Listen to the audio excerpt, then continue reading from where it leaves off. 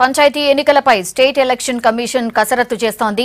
అన్ని జిల్లాల కలెక్టర్లతో వీడియో కాన్ఫరెన్స్ నిర్వహిస్తున్నారు ఎన్నికల కమిషనర్ నాగిరెడ్డి.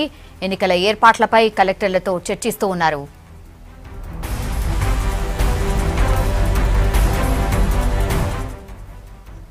ఎన్నికల నిర్వహణకు కావాల్సిన అన్ని ఏర్పాట్లు సిద్ధం చేస్తోంది ఎన్నికల సంఘం.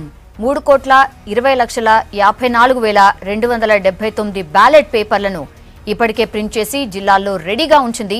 మొత్తం 55,000 బ్యాలెట్ బాక్సులు అవసరం కాగా 95,000 సిద్ధంగా ఉంచారు. 1,55,000 ఇంక్ బాటిళ్లను రెడీ చేశారు. పంచాయతీ ఎన్నికలు ఉదయం 7 గంటల నుంచి మధ్యాహ్నం 1 గంట వరకు జరిగే ఛాన్సెస్ ఉన్నాయి.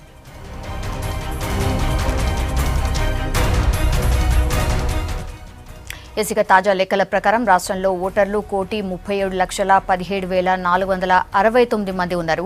నోటిఫికేషన్ జారీ చేసే వరకు దరఖాస్తు చేసుకున్న వారికి కూడా ఓటు వేసే అవకాశం కల్పిస్తారు.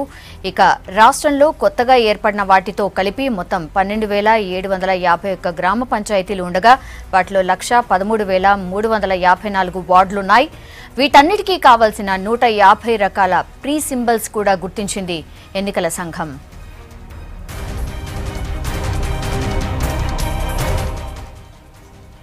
పూర్తి డీటెయిల్స్ శ్రీనివాస్ అడిగి తెలుసుకుందాం. శ్రీనివాస్, ఏర్పాట్లు ఎలా జరుగుతున్నాయి, డీటెయిల్స్ ఏంటి?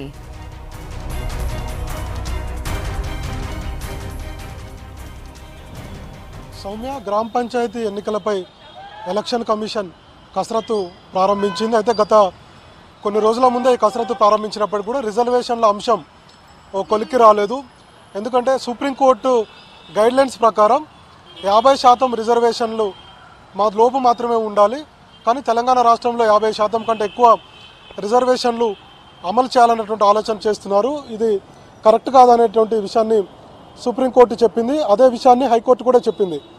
దీంతో రాష్ట్ర ప్రభుత్వం కూడా ఒక ఆర్డినెన్స్ తీసుకొచ్చింది. 50% ఈ రిజర్వేషన్లు మించకుండా ఎలక్షన్ నిర్వహిస్తామని చెప్పి ఇప్పటికే ప్రభుత్వం ప్రకటించింది. దీంతో ఎన్నికల సంఘం కూడా కసరత్తు ప్రారంభించింది. కొద్దిసేపు క్రితమే మాసప్ ట్యాంక్లోని రాష్ట్ర ఎన్నికల సంఘం కార్యాలయం నుంచి అన్ని జిల్లాల కలెక్టర్లతో కమిషనర్ నాగిరెడ్డి, ఇతర ఎన్నికల సంఘం అధికారులు వీడియో కాన్ఫరెన్స్ నిర్వహిస్తున్నారు. ఆయా జిల్లా కలెక్టర్లకు ఎన్నికలు ఏ విధంగా నిర్వహించాలి, ఏ విధంగా సహకరించాలి, ఏ విధంగా సమన్వయంతో గ్రామ పంచాయతీ ఎలక్షన్స్ నిర్వహించాలనేటువంటి విషయాల మీద కమిషనర్ నాగిరెడ్డి వాళ్లకు సూచనలు సలహాలు ఇచ్చారు. మరోవైపు కలెక్టర్ల నుంచి కూడా సలహాలు సూచనలు తీసుకున్నారు.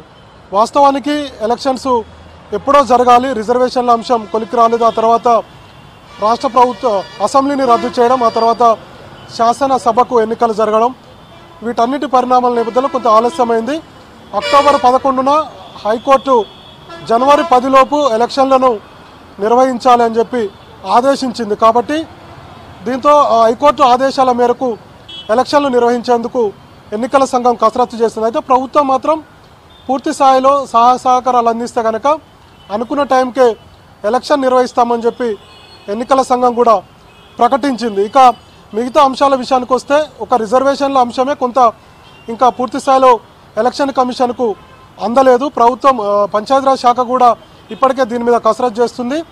ఎస్సీ ఎస్టీలకు సంబంధించి రిజర్వేషన్లు ఖరారై ఉన్నాయి కాబట్టి బీసీల రిజర్వేషన్లదే ఖరారు చేయాల్సి ఉంది. కాబట్టి వార్డుల వారీగా మొత్తము ఇప్పటివరకు అంటే కొత్తగా గ్రామ పంచాయతీలు ఇవన్నీ చేస్తే అందులో గిరిజనుల గ్రామ పంచాయతీలు పోను మిగతా వాటికి బీసీల వార్డుల రిజర్వేషన్లు ఖరారు చేయాల్సినటువంటి అవసరం ఉంది. ప్రభుత్వము పంచాయతీరాజ్ శాఖ ఇప్పటికే దీనికి సంబంధించినటువంటి గైడ్లైన్స్పై కసరత్తు చేస్తుంది. మొత్తం వార్డులు 1,13,354 ఉన్నాయి. వీటన్నింటిలో బీసీలు ఎంతమంది ఉన్నారు, బీసీల రిజర్వేషన్ ఎంత, ఏ వార్డులలో బీసీలు వస్తారు, వారికి కేటాయించాలన్నటువంటి విషయాల మీదనే పంచాయతీరాజ్ శాఖ కసరత్తు చేసి ఎలక్షన్ కమిషన్కి ఇస్తే వాళ్ళు ఎన్నికలు నిర్వహించుకుంటారు. వాస్తవానికి కొత్తగా పంచాయతీరాజ్ యాక్ట్ తీసుకొచ్చారు.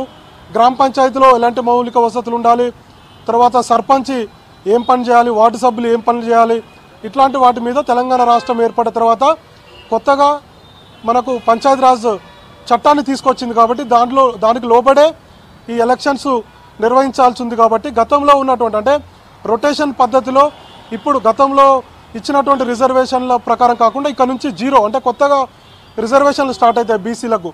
కాబట్టి దీని మీద ప్రభుత్వము అదేవిధంగా పంచాయతీరాజ్ శాఖ కసరత్తు చేస్తుంది. ఇక ఎలక్షన్ కమిషన్ విషయానికి వస్తే ఇప్పటివరకు అయితే దాదాపుగా 3,20,00,000 మేర బ్యాలెట్ పేపర్లు ప్రింటింగ్ చేసినాయి. ఎందుకంటే ఈ రాష్ట్ర ఎన్నికల సంఘం బ్యాలెట్ ద్వారానే ఓట్లు అంటే ఈ పోలింగ్ నిర్వహిస్తుంది, ఎలక్షన్ నిర్వహిస్తుంది, అంతేగాని ఈవీఎంలు వాడరు.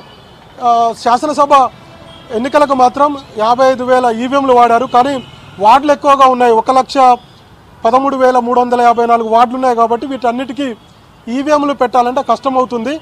శాసనసభ ఎన్నికలకే 55,000 అంటేనే చాలా కష్టంతో కూడుకున్నటువంటి పని. కాబట్టి ఈ రాష్ట్ర ఎన్నికల సంఘం అదేవిధంగా గ్రామ పంచాయతీ ఎన్నికలకు సంబంధించి మాత్రం ఈవీఎంలు వాడరు, బ్యాలెట్ పేపరే ఉంటుంది, గుర్తులు మాత్రమే ఉంటాయి. అభ్యర్థి పోటీ చేసేటువంటి వారి పేరు కూడా ఉండదు. పలానా వ్యక్తి పోటీ చేస్తున్నట్టు ఆ వ్యక్తికి పలానా సింబల్ ఇచ్చాం, ఈ విధంగా మాత్రమే బ్యాలెట్ పేపర్లో ఉంటుంది. మొత్తం 150 ఫ్రీ సింబల్స్ ఉన్నాయి. ఈ సింబల్స్ను చూసుకొనే ఓటర్లు ఓటు వేయాల్సినటువంటి పరిస్థితి ఉంటుంది. ఇక ఓటర్ల సంఖ్య కూడా అంటే ఈ గ్రామాలకు సంబంధించినటువంటి ఓటర్ల సంఖ్య 1,37,00,000 ఉంది. వాస్తవానికి మన తెలంగాణ రాష్ట్రంలో మొత్తం 2,80,64,664 వరకు ఓటర్లు ఉన్నారు. కానీ గ్రామీణ ప్రాంతాల్లో సంబంధించినటువంటి ఓటర్లు 1,37,00,000 ఉన్నారు. కాబట్టి ఇంకా అవసరమైతే ఈ నోటిఫికేషన్ వచ్చే నెలలో నోటిఫికేషన్ ఇవ్వాలని అనుకుంటుంది రాష్ట్ర ఎన్నికల సంఘం. కాబట్టి ఆలోపు కొత్త ఓటర్లు నమోదు చేసుకునేందుకు కూడా అవకాశం కల్పించామని చెప్పి నాగిరెడ్డి చెప్పారు. ఇక దాదాపుగా అయితే అంటే అన్ని ఏర్పాట్లు అయితే రాష్ట్ర ఎన్నికల సంఘం చేస్తుంది.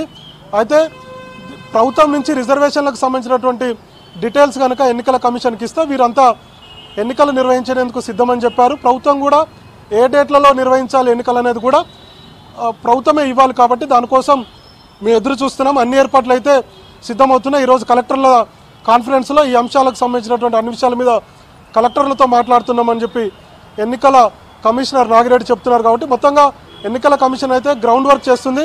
ప్రభుత్వ సహకారంతో త్వరలోనే రిజర్వేషన్లు ఖరారైతే, బీసీ ఖరారైతే ఇక ఎన్నికల నోటిఫికేషన్ మిగిలింది. ఎన్నికల నోటిఫికేషన్ తర్వాత గ్రామ పంచాయతీలో ఎన్నికల నగారా మోగనుంది. Soumya. Yes, all right Srinivas, మొత్తం మీద అదే పంచాయతీ ఎన్నికలపై కసరత్తు ఆల్రెడీ స్టార్ట్ అయింది. కలెక్టర్లతో నాగిరెడ్డి వీడియో కాన్ఫరెన్స్ నిర్వహిస్తున్నారు. సో గ్రౌండ్ వర్క్ అయితే ప్రిపేర్ అవుతోంది.